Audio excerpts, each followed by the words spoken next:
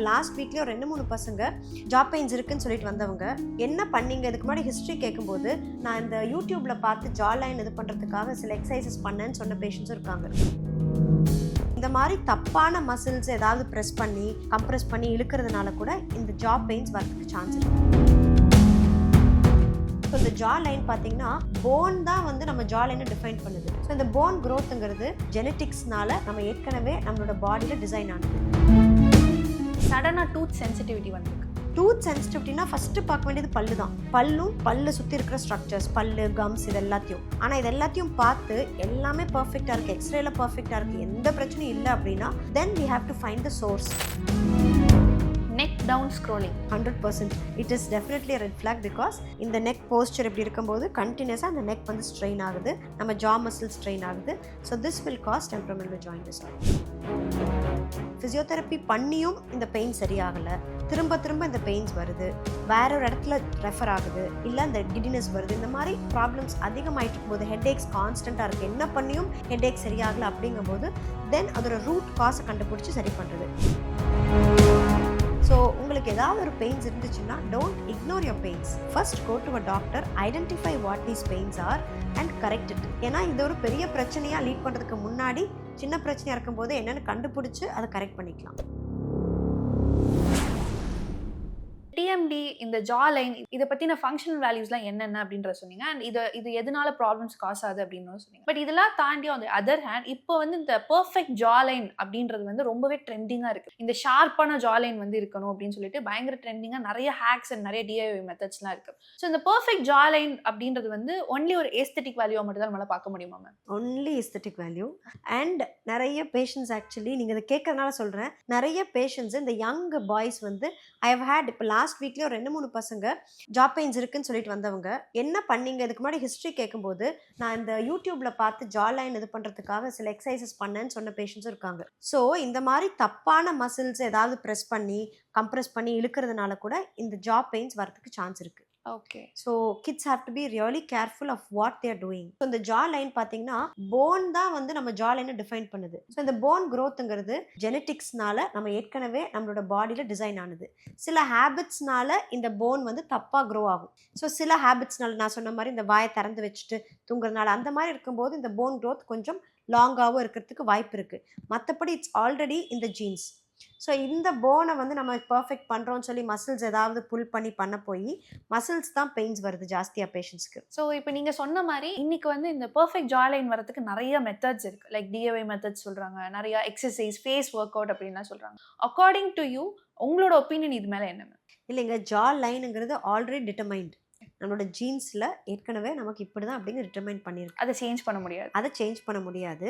Mild, அதாவது அந்த growing ஸ்டேஜில் நம்ம வந்து டெஃபினட்டாக ஆஸ் அ டாக்டர் நாங்கள் என்ன பண்ணுவோம் அப்படின்னா, சில குழந்தைகளுக்கு மேல் தாடை பின்னாடி இருந்து கீழ்த்தாடை முன்னாடி இருக்குது அப்படின்னா yes during growing stages orthopaedic அப்ளையன்சஸ்னு போட்டு இந்த ஜா கரெக்ஷன் பண்ணுவோம். அது டியூரிங் க்ரோயிங் ஃபேஸ் நம்ம இந்த ஜாவ் அப்பர் ஜாவ் அப்படி இழுக்கிறது, ஃபோர்ஸ் கொடுத்து கரெக்டான ஃபோர்ஸ் கொடுத்து இழுக்கிறது. லோவர் ஜா ரொம்ப பெருசாக இருந்துச்சுன்னா கரெக்டான ஃபோர்ஸ் கொடுத்து அதை ஸ்டாப் பண்ணுறது. இல்லை லோவர் ஜா பின்னாடி இருந்துச்சுன்னா ஃபங்க்ஷனல் அப்ளையன்சஸ்ன்னு சொல்லி மசில்ஸ் இழுக்கிறது மூலியமா இதை கரெக்ட் பண்ணுறது. அதெல்லாம் பண்ணுறோம், ஆனால் அதை கரெக்டாக பண்ணணும். நீங்களா டிஐஒய் மெத்தட்ஸில் பண்ணக்கூடாது. ஸோ இன்னைக்கு வந்து நிறைய புது விஷயங்கள் நான் கேள்விப்பட்டேன் மேம். எஸ்பெஷலி இந்த ஃபேஷியா அப்படின்னா என்னன்றது தெரிஞ்சுக்கிட்டேன். இந்த மாதிரி பிரச்சனைகள் வந்து ட்ரிகர் ஆகக்கூடாது, ஆர் இதெல்லாம் ரெட் ஃபிளாக் அப்படின்னு சொல்கிறதுக்கு நான் ஒரு சின்ன செக்மெண்ட் வச்சுருக்கேன். ஸோ இதில் நான் ஹேபிட்ஸ் அண்ட் ஃபுட் ஐட்டம்ஸ் இதெல்லாம் நான் வந்து லிஸ்ட்டாக கொண்டு வந்திருக்கேன். இதில் எதெல்லாம் ரெட் ஃபிளாக்ஸ் ஃபார் டிஎம்டி அப்படின்றது நீங்கள் சொல்லுங்கள். மார்னிங் ஹெட்ஏக்ஸ் இருக்குது. டிஎம்டிக்கு ரெட் ஃபிளாக் தான். மார்னிங் ஹெட்ஏக்ஸ் இருந்துச்சுன்னா நிறைய சான்ஸ் இருக்குது ஜாயிண்ட் ப்ராப்ளமாக இருக்கிறதுக்கு. ஏன்னா மார்னிங் ஹெட்ஏக்ஸ் இருந்தால் it's red flag. Because night ஃபுல்லாக தூங்கும்போது நமக்கே தெரியாமல் இந்த கிரைண்டிங் பல்லு கடிக்கிற ஹேபிட் இருக்கிறவங்களுக்கு காலைல எந்திரிச்சோன்னா ஹெட்ஏக்ஸ் வரும். So S it is a red flag for TMT. Year pain without infection, S that is also a red flag for TMT. Because years வந்து நம்ம ஜாயிண்ட், நம்ம டெம்பரமெண்டல் ஜாயிண்ட்டுக்கு ரொம்ப க்ளோஸாக இருக்கிறதுனால இங்கிருந்த பெயின்ஸ் அங்கே ரெஃபர் ஆகும். Sleeping on your stomach, yes 100%. Because நம்ம தூங்கும்போது நமக்கு ஆக்சிஜன் சப்ளை வேணுங்கிறதுக்காக, நம்ம ஸ்டொமக்கில் தூங்கும்போது நமக்கு ஆக்சிஜன் சப்ளை வேணுங்கிறதுக்காக தலையை திருப்புவோம். அப்போ நெக் மசில் ஸ்ட்ரெயின் ஆகும், ஜா மசில் ஸ்ட்ரெயின் ஆகும். That will cause temporomandibular joint disorder. Clenching during workouts. So heavy workouts பண்ணும்போது நமக்கு ஆட்டோமேட்டிக்காக இந்த ஜாயிண்ட் பெயின்ஸ் வரும். ஸோ உடனே ஸோ எனக்கே இந்த மாதிரி ப்ராப்ளம் இருக்குது. பிகாஸ் நான் அந்த ஹை இன்டென்சிட்டி ஒர்க் அவுட்ஸ்லாம் பண்ணும்போது immediately my jaw will strain and start getting pains. Okay. So அப்போது உடனே ஒரு ஃபியூ மினிட்ஸ் பாஸ் பண்ணி இந்த மசில்ஸ் எல்லாம் மசாஜ் பண்ணும்போது ஆக்சுவலாக பெட்டராக ஃபீல் பண்ணுவோம். Jaw clicking without pain, generally இது வந்து not a red flag. Because இந்த டிஸ்க் வந்து சிலருக்கு லூஸாக இருக்கும். அந்த மாதிரி லூஸாக இருக்குது, பெயின்ஸே இல்லை அப்படின்னா அதை பற்றி வரி பண்ணவே தேவையில்லை. அந்த கிளிக் வந்து எப்போ பெயின்ஸாக மாறுதோ அப்போ தான் நம்ம ட்ரீட்மெண்ட்டே பண்ணணும். Without pains nothing to worry. சடனாக டூத் சென்சிட்டிவிட்டி வந்திருக்கு. டூத் சென்சிட்டிவிட்டினா ஃபஸ்ட்டு பார்க்க வேண்டியது பல்லு தான். பல்லு சுற்றி இருக்கிற ஸ்ட்ரக்சர்ஸ், பல்லு, கம்ஸ், இது எல்லாத்தையும். ஆனால் இது எல்லாத்தையும் பார்த்து எல்லாமே பர்ஃபெக்டாக இருக்குது, எக்ஸ்ரேல பர்ஃபெக்டாக இருக்குது, எந்த பிரச்சனையும் இல்லை அப்படின்னா then we have to find the source.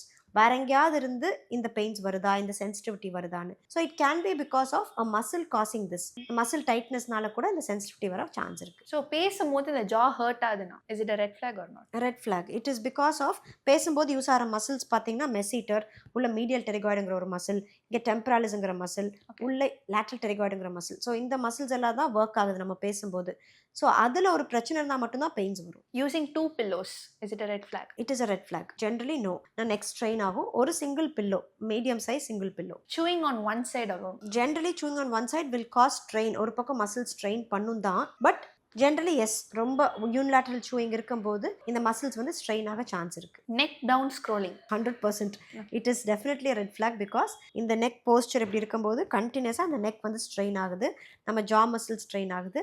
So this will cause temporomandibular joint disorder. Okay. Last one வந்து என்ன அப்படின்னா holding phone between your ear and shoulder.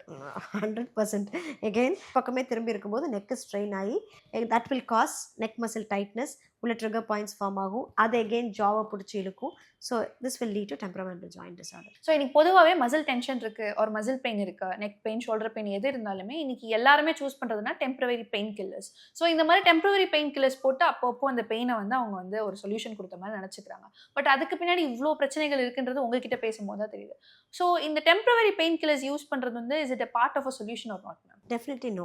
So pain killers வந்து அப்போதைக்கு பெயினை மாஸ்க் பண்ணும். என்னைக்காவது ஒரு நாள் பெயின்ஸ் வருதுன்னா ஓகே, எஸ், பெயின் கில்லர்ஸ் போட்டு அதை மாஸ்க் பண்ணலாம். பட் ஆனால் இது ஒரு கான்ஸ்டண்ட்டாக உங்களுக்கு எவ்ரிடே பெயின்ஸ் இருக்குது அப்படின்னா அது ஒரு அண்டர்லைன் காஸை கண்டுபிடிக்கணும். ஸோ இந்த மசில் டைட் ஆயிருக்கா என்னங்கிறத கண்டுபிடிக்கணும். So first line of treatment பார்த்தீங்கன்னா ஜென்ரலி ஃபிசியோதெரப்பி பண்ணி அந்த மசில்ஸ் எல்லாத்தையும் ரிலாக்ஸ் பண்ணுறது. பட் ஃபிசியோதெரப்பி பண்ணியும் இந்த பெயின் சரியாகலை, திரும்ப இந்த பெயின்ஸ் வருது, வேற ஒரு இடத்துல ரெஃபர் ஆகுது, இல்லை அந்த கிடினஸ் வருது, இந்த மாதிரி ப்ராப்ளம்ஸ் அதிகமாகிட்டு இருக்கும்போது ஹெட்ஏக்ஸ் கான்ஸ்டண்ட்டாக இருக்குது, என்ன பண்ணியும் ஹெட்ஏக் சரியாகலை அப்படிங்கும்போது தென் அதோட ரூட் காஸை கண்டுபிடிச்சி சரி பண்ணுறது. ஸோ இந்த ரூட் காஸ் அப்படிங்கிறது பார்த்தீங்கன்னா இந்த மசில்ஸ் வெளியே இருக்கிற ஃபாஷியால் இருக்கிற டைட்னஸ், இதை தான் ட்ரிகர் பாயிண்ட்ஸ் அப்படின்னு சொல்லுவோம். ஸோ இந்த ட்ரிகர் பாயிண்ட்ஸ் இருந்துச்சு அப்படின்னா இந்த ட்ரிகர் பாயிண்ட்ஸை ரிலீவ் பண்ணால் மட்டும்தான் அது சரியாகும். இட் கேன் பி பை மசாஜஸோ trigger point release therapy.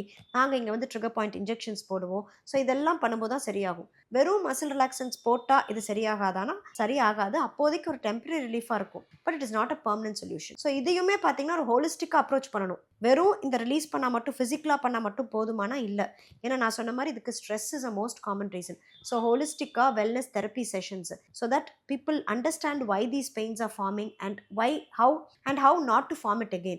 So wellness therapy sessions, somatic therapy session, expressive arts therapy session, nervous system reset அப்படின்னு lot of things are there. அது கூட physiotherapy பண்ணுவோம், மசாஜ் சொல்லி கொடுப்போம், எக்ஸசைஸ் சொல்லி கொடுப்போம், போஸ்டர் கரெக்ஷன் டெக்னிக் சொல்லி கொடுப்போம், தென் ட்ரிகர் பாயிண்ட் இன்ஜெக்ஷன்ஸ்னு இந்த நாட்ஸை ரிலீஸ் பண்ணுவோம், அப்புறம் ரீஹேப் கொடுப்போம். ஸோ இந்த மாதிரி lot of things are there. இது ஒரு ஹோலிஸ்டிக்காக இந்த பெயின்ஸ் அப்ரோச் பண்ணும்போது தான் இது ஒரு பெர்மனன்ட் ரிலீஃப் கிடைக்குது. ஸோ இன்னைக்கு ஒருத்தவங்களுக்கு வந்து இதெல்லாம் பண்ணிங்கன்னா ஹார்ட் அட்டாக் வரும் அப்படின்னு சொன்னால் they get in to an alarming situation. But இன்னைக்கு ஒரு மசில் டென்ஷன் அப்படின்றதுக்கு வந்து பெரிய இம்பார்ட்டன்ஸ் வந்து யாரும் கொடுக்க மாட்டாங்க. ஸோ அதோட இம்பார்ட்டன்ஸ் புரிய வைக்கணும்னா ஆஸ் அ டாக்டர் இத்தனை வருஷம் எக்ஸ்பீரியன்ஸ் நீங்கள் எத்தனையோ பேர் பார்த்துருப்பீங்க. ஸோ எப்படி ஒரு பர்சனுக்கு நீங்கள் இதோட இம்பார்ட்டன்ஸ் புரிய வைப்பீங்க? இந்த மசில் ப்ராப்ளம்ஸ் ஆக்சுவலி பார்த்தீங்கன்னா இந்த மயோஃபாஷியல் பெயின்ஸுங்கிறது பார்த்தீங்கன்னா long term it can lead to lot of other issues. என்னென்ன ஐடென்டிஃபை பண்ண முடியாத இஷ்யூஸ். நமக்கு கான்ஸ்டன்டாக நாகிங் பெயின்ஸ் இருந்துகிட்டே இருக்கும். திடீர்னு எந்திரிச்சா தலை சுத்துற மாதிரி இருக்கும், திடீர்னு நாசியேட்டிங்காக இருக்கும், வாமிட்டிங் சென்சேஷன் இருக்கும், ஒரு பேலன்ஸ் இல்லாத மாதிரி இருக்கும். நமக்கு என்னன்னே தெரியாது, ஐஸ் பிளர் ஆகிற மாதிரி ஃபீலிங் இருக்கும், என்னன்னே தெரியாது. ஆனால் அதோட அண்டர்லைங் காஸ் பார்த்தீங்கன்னா சிம்பிளாக மசில்ஸில் இருக்கும். ஸோ இது வந்து என்னென்னா வந்தால் மட்டும்தான் நமக்கு தெரியும் எவ்வளோ இது பெயின்ஃபுல் அப்படின்னு. Only people who have actually experience this will know இது எவ்வளோ பெயின்ஃபுல், இது எவ்வளோ இரிட்டேட்டிங்காக இருக்கும். ஏன்னா எந்த டாக்டர்கிட்ட போனாலும் யாருமே ஒன்றுமே இல்லைன்னு சொல்லுவாங்க. ஸோ இது வந்து ஃபிசிக்கலாக ஒரு பிரச்சனை கிடையாது, ஆனால் உள்ளே இருக்கிற டீப் ஸ்ட்ரக்சர்ஸ் இருக்கிற பிரச்சனை. ஸோ உங்களுக்கு ஏதாவது ஒரு பெயின்ஸ் இருந்துச்சுன்னா don't ignore your pains. First go to a doctor, identify what these pains are and correct it. ஏன்னா இது ஒரு பெரிய பிரச்சனையாக லீட் பண்ணுறதுக்கு முன்னாடி சின்ன பிரச்சனையாக இருக்கும்போது என்னென்னு கண்டுபிடிச்சி அதை கரெக்ட் பண்ணிக்கலாம். ஸோ என்னோட லாஸ்ட் கொஸ்டின் என்ன அப்படின்னா, திஸ் 3-2-1 ரூல் அப்படின்னு சொல்லுவோம். ஸோ இன்னைக்கு ஒருத்தவங்களுக்கு டிஎம்டி வரக்கூடாது ஆர் இந்த ஃபேஷியல் ரிலேட்டட் ப்ராப்ளம்ஸ் வரக்கூடாதுன்னா 3 திங்ஸ் அவங்க என்னென்ன பண்ணணும், 2 திங்ஸ் அவங்க பண்ணவே கூடாது, அண்ட் 1 சீக்ரெட் டிப். 3 திங்ஸ் பண்ணணுங்கிறது போஸ்டர் கரெக்ட் பண்ணிக்கணும். எவ்ரிடே இருக்கிற போஸ்டரை கரெக்ட் பண்ணணும். ப்ராப்பர் ஸ்லீப் இருக்கணும். ஸ்ட்ரெஸ் மேனேஜ் பண்ண தெரியணும். பண்ணவே கூடாது அப்படின்னா கான்ஸ்டண்ட்டாக எப்பவுமே ஸ்ட்ரெஸ் பண்ணி பல்ல கடிச்சிட்டு கிளென்ச் பண்ணிட்டு இருக்கிறது பண்ணக்கூடாது. கொஞ்சமாக சின்னதாக ஏதாவது இந்த ஜாலியோ இந்த மசில்ஸ்லேயோ பெயின்ஸ் வருதுன்னா இக்னோர் பண்ணக்கூடாது. 1 secret tip, stay stress free. அதுதான் ஆக்சுவல் சீக்ரெட் டிப். மென்டல் ஹெல்த்தை வந்து கரெக்ட் பண்ணுங்கள். மென்டல் ஹெல்த் ப்ராப்பராக இருந்தாலே இதெல்லாம் ஆக்சுவலி வராது. ஆக்சுவலி ரொம்ப actually that was beautiful saying ma'am. Because இன்னைக்கு எல்லாருமே ஒரு ஃபிசிக்கல் ஹெல்த்தை பற்றி தான் எல்லாரும் கான்ஷியஸாக இருக்காங்க தாண்டி மென்டல் ஹெல்த் எந்த அளவுக்கு ஃபிசிக்கல் ஹெல்த்தை பாதிக்குன்றது யாருக்குமே தெரியல. அண்ட் இன்னைக்கு உங்ககிட்ட பேசும்போது I learned a lot of things and பார்த்துட்டு இருக்க வியூவர்ஸ்க்குமே நிறைய விஷயம் தெரிஞ்சிருக்குன்னு நினைக்கிறேன். Thank you so much for coming here and telling all the answers. Thank you so much. Thank you, thanks a lot.